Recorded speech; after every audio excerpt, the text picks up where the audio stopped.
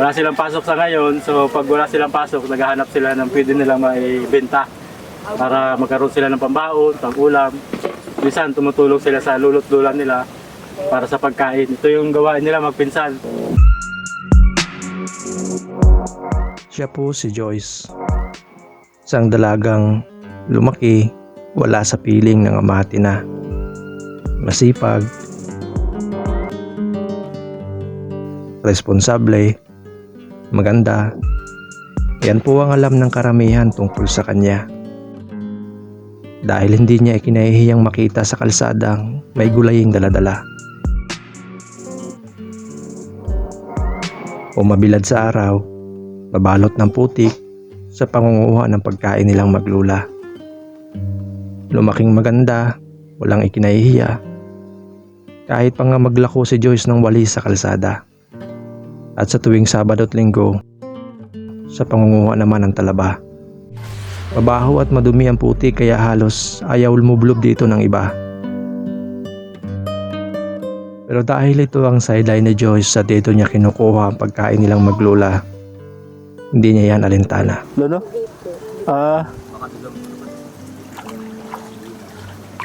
Ayun. Ay, mama! Ayun, Wald. Pero paano nga ba siya lumaki? At nasaan ang kanyang mga magulang?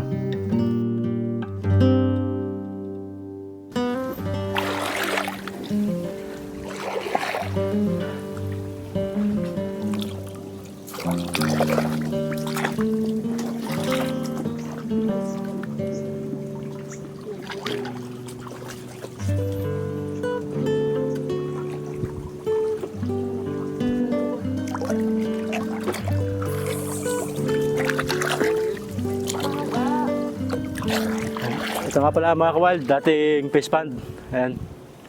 Ayon sa kanila, dati ang lalaki ng alimango dito, hipon, bangus. Kaya lang nagiba yung pilapil, kaya ngayon pinabayaan na. So pwede na manguha kahit sino.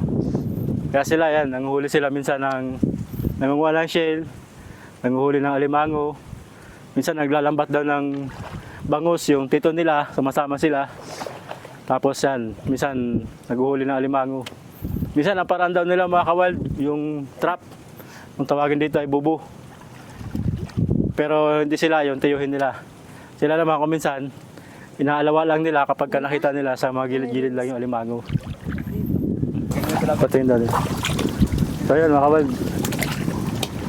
Mayroon dito mga alimango kasi ayon sa kanila, dati itong fish pond ng alimango. Bangus. Pero ngayon nagiba na, so pinabayaan na siya. Kaya yan, dito lang ang mga alimango.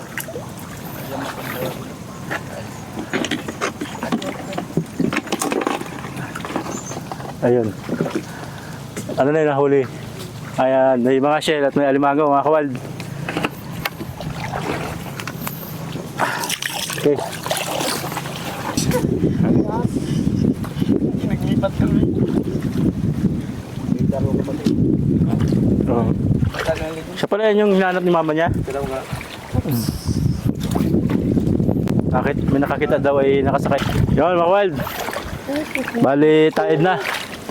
Kaya tapos na yung pagkunguha nila ng shell. Yan.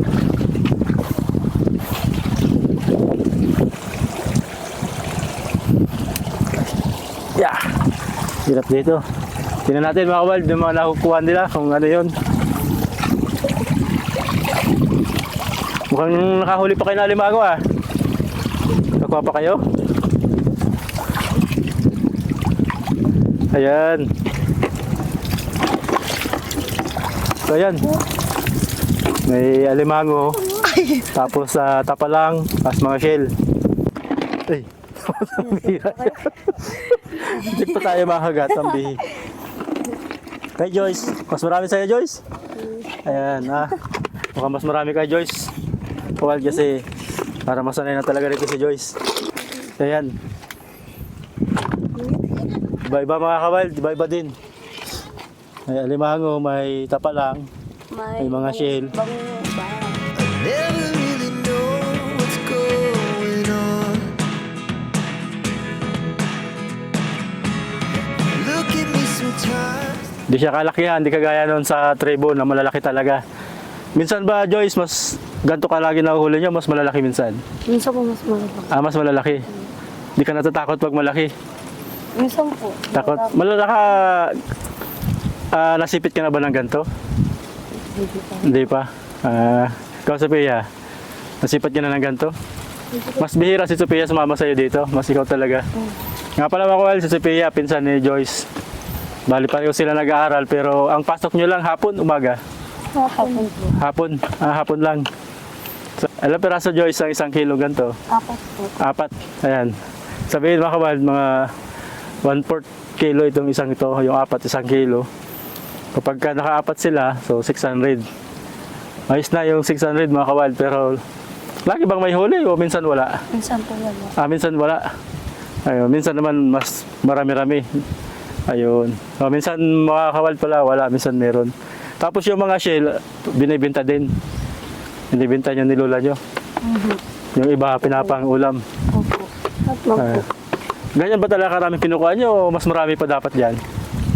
Mas marami dapat dyan? Opo. Pag kung pangulam ng pula, sakto lang. Ito, isa, nagkaputol-putol na. Ayan. Alimango rin ito mga kawal, pero maliit pa. Nagkaputol-putol na, di ko alam. Uy! Ay, meron pa. Meron pa. Meron pa. Maliit. Ayan. Sanay na talaga wag huli. Maghawak si Jules ng alimango. Ay, sinipid yung mukha ko. Dahil mula sa pagkabata, sumasama na siya dito. Never really know what's going on. Pabenta ko po nitong alimang ito po ay 600 ang isang 600. kilo. Opo. Ayun. At ito naman Sa tingin mga, niyo po yung dalawang yan? ito po ay mga kalahating kilo na po Kalahating ito. kilo. Tama po yung sabi ni Joyce. Opo. At Yung ito pong mga naman, tapa lang, ito naman po, ang binta ko po nito, 4 kilo din na po, 4 50 kilo. ang ano po. 1 kilo. Opo. Di kaunti lang naman po 1 kilo yan kasi mabibigat Opo. po yan. Ano? At ito naman balilit po, mga ano lang po yan, 20 pesos. 20 pesos. Pinagkatsaga na lang po namin yan at para may pambili po kaming bigas. Ayun. Ano po. Yan po ang... Ito po palang dalawa. Ito pong isa, apo nyo talaga si Joyce. Opo, parehas po yung tunay kong apo po. Pareho yan. yung apo. Ayun. Bali, dyan po siya nakatira ngayon sa iyo. Opo. So, minsan po pala, naghahanap-hanap sila ng pwedeng pagkakitaan. Opo. Tapos minsan daw sumasama sila dun sa uncle nila, Opo. si Angelo. Opo. Kaminsan Ayan. nag-ano yan, pagka walang maanuhan po, nagsasama yan sa pangulipaw. Yung sa ginto po. Pangulipaw po kami ng ginto. Ayun. Nung nakaraan na nakakuha man po yan ng tig-500. Tig-500. Nakabili man po kami ng 5 kilong So, bigas. pipila po dun sa kabudan. Opo. Ayun. At bibigyan kami ng ticket. Nakabili man po kaming asukal, bigas, kape, pang-ulam na. Ayun. Kaminsan po, nakakalibre na rin po kami Okay. ng ulam Opo, para opo. paghahanap dito po sa aming yan, Paghahanap po ng kung ano yun. mga tutukin. Ayun, yung mga shell-shell po dyan. Opo, at lalo na itong mga balilit. Balilit. Ayan. Ito po ang nakakatakot na maghawak po at baka tayo kagatinan pong alimango. Sino po nagtatali niyan? Ako po. Ikaw na po nagtatali? Opo. Ah. Natalian ko na po yan. Yan. Marunong ka na, Joyce, magtali dyan, Joyce? Hindi. Nung takot na takot po Takot yan. sila. So, inaalawa lang talaga ninyo. Oo, magharap ka dito sa hani. Ayun. Ampo. Si Sophia nga pala, mga kapatid, nag-aalas daw siya. Si Joyce naman, grade. Nung grade ka na? Grade 7 ka na, Joyce. Tuloy-tuloy ba yung pag-aaral mo, Joyce? Tuloy-tuloy naman. Ayan. Parang natingin ka kay lola mo, parang hindi Makakait buko siya ni lola niya eh. Kasi nung kagaya ng nasabi ni Joyce nung nakaraan, minsan daw kapag walang baon, naghahanap sila ng kung ano yung pwedeng yan, maging pagkain o kaya ibenta para maging pambaon. So ganun po yung sitwasyon talaga ni Joyce. Minsan naghahanap din siya ng pambaon niya, minsan pagkain po ninyo. Yan. Yung sinasabi niyo pong kulipaw, kasama po kayo noon. Ay hindi po. At nahuli nga po at may pinuntahan lang Sino po ang kasama ni Joyce? Sila pong dalawa. Kayong dalawa. Opo. Ay, di ba delikado dyan, Joyce? Hindi naman. At marami Kasi- naman pong tao doon. Marami naman. Kasi ang alam ko yung lugar na yun, puro mga lalaki yun. May mga babae naman po. Mayroon. No, po, yun ang pala. Mga may bata, may matanda. Kasi baka mawala silang dalawa, may delikado hindi naman po. Ayun. Pero, Matanong ko lang po, baka po itong dalawa may nanliligaw na, wala pa naman. Wala naman po. Wala naman. Parang nakatawa si ano. Hindi mo dapat iyak. Ayan, Kaya sige. ano natin dito sa Ayan. ano natin. So yun po mga kabad. Bali may bibigay tayo sa kanila para at least makatulong tayo. Tapos yung ating sponsor. Para hindi laging yun, naghahanap sa Joyce na pwedeng maging pambaon niya o kaya pangkain nila dyan. Pero nabanggit sa akin, nanay, nung panahon kayo pala talaga yung nanguhuli ng alimango. Opo. Nung bata pa kayo. Opo. Mm. Alimango. Ano po? Tapos bukon. Yung isang uri po ng ano? Yung kuray. Kuray, yan. Tapos po yung tutukin. Katapos nang babalatan kami. Lahat po ng mga dapat na pagkakitaan po namin. Ayun. Yun ang pinag-aanuhan namin po. So parang yun po yung naman ni Joyce na, yung Opo. ganong gawain. Ayun. Ay minsan po nangunguha kami ng sasa, kagaya po. Yung ginagawang pawid. Opo, Ganyan. may na-order po sa amin, ginagawa namin po yun. Tapos yung nakaraan po yung walis. Opo, walis. Walis. Ay nga, dami po hindi pa natapos-tapos na yung walisin namin ayun. na. Si Joyce po ba, marunong na rin gumawa ng pawid? Opo, Marunong na rin. Marunong ka na rin pala, Joyce. nagtulong-tulong na rin yan sa akin. So, ayun. Bali, maraming salamat nga pala kay Kuya John Perez sa kanyang pong pinadala na i-sponsor niya sa pwede nating tulungan. Yan. Tama-tama po. Kasi minsan si nanay hindi siya makapagwalis, hindi magabaano, saka sila Joyce, may panahon na hindi makapasok kapag walang baon, saka wala silang, kumbaga, walang pang araw-araw na obliga sila. Maraming salamat po, Sir John Perez. Ito nanay, galing po kay Sir John Perez. Tapos ito, pambaon nilang dalawa. Tag 500 kayo, para may baon kayo. Ayan na. Maraming salamat Ayan, po. opo. Makakatulong na rin po ito sa amin. Ayan, opo. Sana, meron po sa aming sponsor na nag-contact, sana. Kung sakali daw magpapatuloy si Joy sa pag-aaral, at saka okay naman daw po yung grades niya, titingnan niya daw po, magkukontak po siya sa amin. Kung makakatulong siya sa pag-aaral, pero hindi po yun sure. Opo. Sana mag-contact po ulit sa amin. Opo. Kaya Joyce, okay lang ba Joyce na malaman kung talagang seryoso ka sa pag-aaral? Okay talaga, nag-aaral ka ng maayos?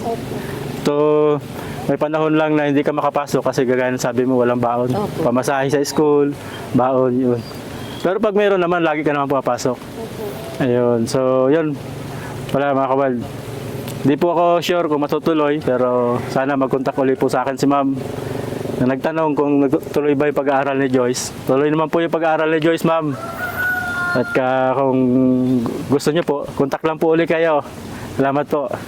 Maraming salamat. Salamat po doon sa aming mga sponsor, viewers, na laging sumusuporta. Salamat po. At lalo na kay Sir John Perez. Salamat po. Ay, sige po, ano pong gusto niyo masabihin kay Sir John Perez? Maraming salamat po sa inyong tulong po ninyo sa amin. Sana po ay matulungan po ninyo si Joyce na makapag-aral at makapagpatuloy ng pag-aaral po. Maraming salamat po sa inyo. Thank you po. Thank you po. Maraming salamat po sa inyo. Sana Sige, po ay matulungan ninyo ang aking apo ko na si Joyce at si Pia.